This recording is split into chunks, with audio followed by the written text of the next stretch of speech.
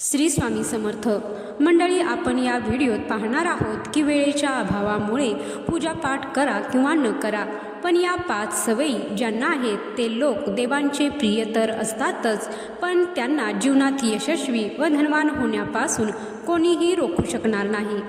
तर मंडळी, आपण रोजच्या जीवनात एकच गोष्ट सतत करत असाल तर त्याला सवय असे म्हणतात। पण सवयी 2 प्रकारच्या असतात। आपल्या रोजच्या सवयीचा आपल्या जीवनावर, स्वास्थ्यावर, व्यक्तिमत्व, आचरण, व्यवहार, राहणीमान व खानपान इत्यादीवर प्रभाव पडत असतो। पण या सवयींचा आपल्या भाग्यावर सुद्धा परिणाम पडतो।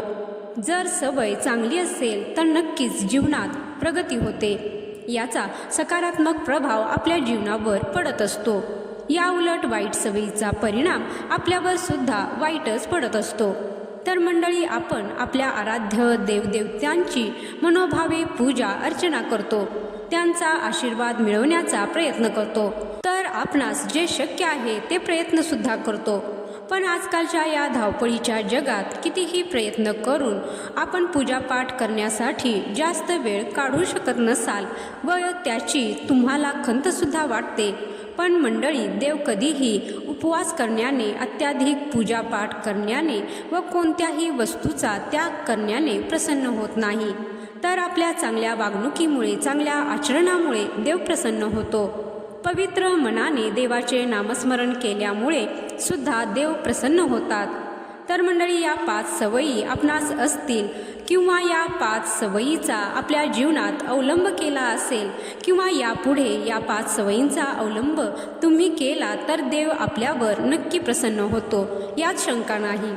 तर देव आपल्यावर जेव्हा प्रसन्न होतो तेव्हा आपल्या जीवनात कशाचीच कमतरता आपणास भासणार नाही।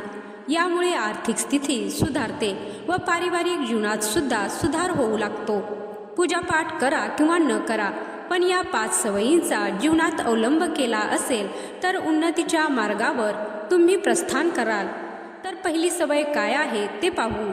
देवापेक्षा कोणीही मोठा नाही, म्हणून सकाळी उठल्यानंतर आपल्या आराध्य देवी देवतांचे स्मरण केले पाहिजे।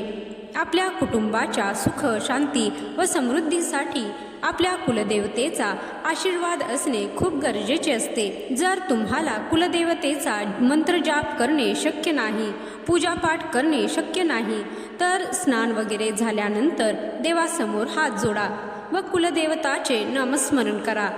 पण रोज या गोष्टी शक्य नसतील तर ज्या दिवशी तुमच्या कुलदेवतेचा वार आहे, म्हणजे प्रत्येकाच्या घराण्याच्या रीतिरिवाजानुसार एक कुलदैवत व एक कुलदैवी ठरलेली असतात, त्यांचा वार सुद्धा निश्चित असतो।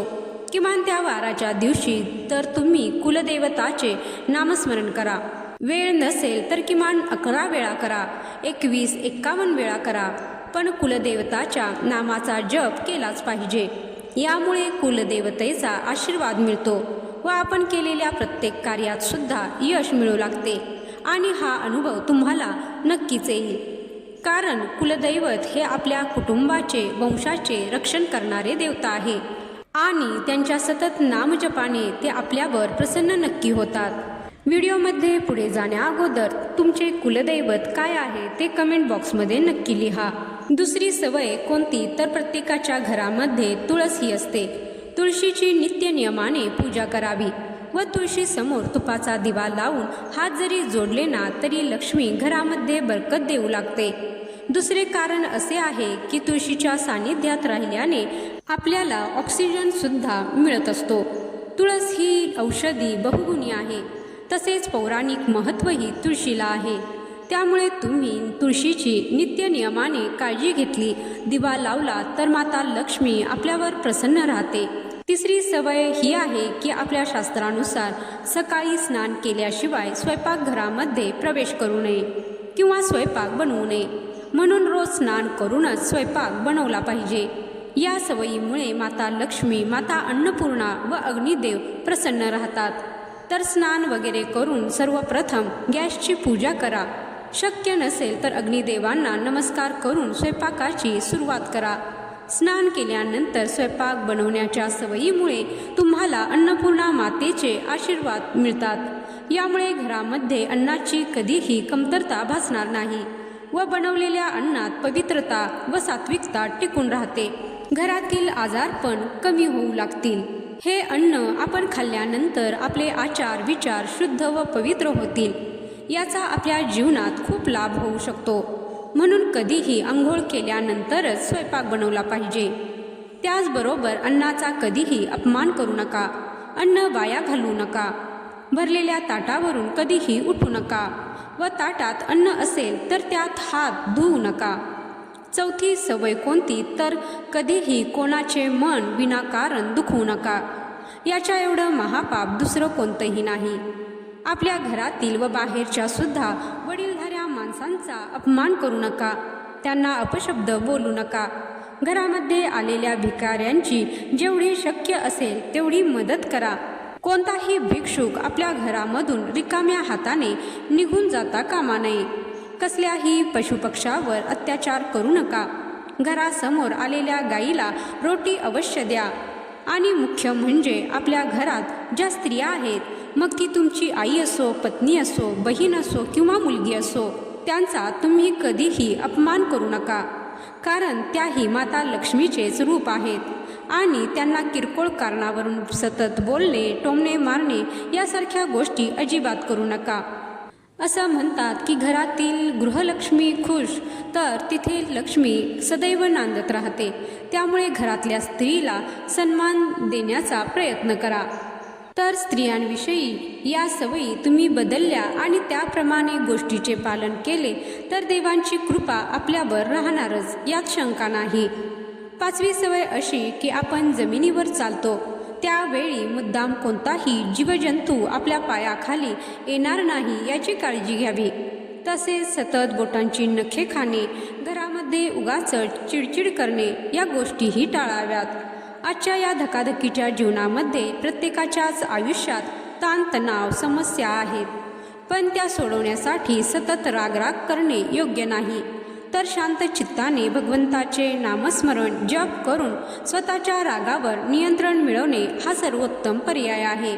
आणि बघा, हळूहळू तुम्हाला या सवयीमुळे, नामजपाच्या सवयीमुळे तुम्ही स्वतःमध्ये नियंत्रण आणलेले स्वतः अनुभव घेऊ शकाल आणि प्रत्येक गोष्टीकडे एक त्रयस्थ व्यक्ती म्हणून पाहण्याचा दृष्टिकोन ठेवला तर चूक काय बरोबर काय यामध्ये सुद्धा तुम्हाला फरक करता येईल.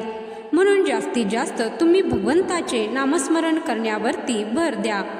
चुकीच्या गोष्टींना कंट्रोलमध्ये आणण्याचा प्रयत्न करा. मान्य आहे की प्रत्येकाचा स्वभाव वेगवेगळा असतो, तो बदलता येऊ शकत नाही. पण जर प्रयत्न केले आणि थोडासा संयम दाखवला तर कोणतीही गोष्ट अशक्य नाही. मन शांत असले की मार्गही निघू लागतो. फक्त संयम असायला हवा आणि त्यासाठी तुमचा देवावर अतूट विश्वास असला पाहिजे. तर मंडळी, ज्या मनुष्याला या 5 सवयी असतात ते ईश्वराला खूप प्रिय असतात. अशा मनुष्याला देवतासुद्धा स्वर्गातून पाहत असतात. जे लोक सतत कष्टाच्या, मेहनतीच्या आणि सत्याच्या मार्गावर चालतात ते जीवनात उन्नती प्रगती करतात. गरिबी व नकारात्मकता अशा लोकांना स्पर्शसुद्धा करणार नाही. जीवनात प्रगती व्हावी, आपण यशस्वी व्हावे म्हणून प्रत्येकाने या 5 सवयी आपल्या जीवनात अवलंब केलाच पाहिजे.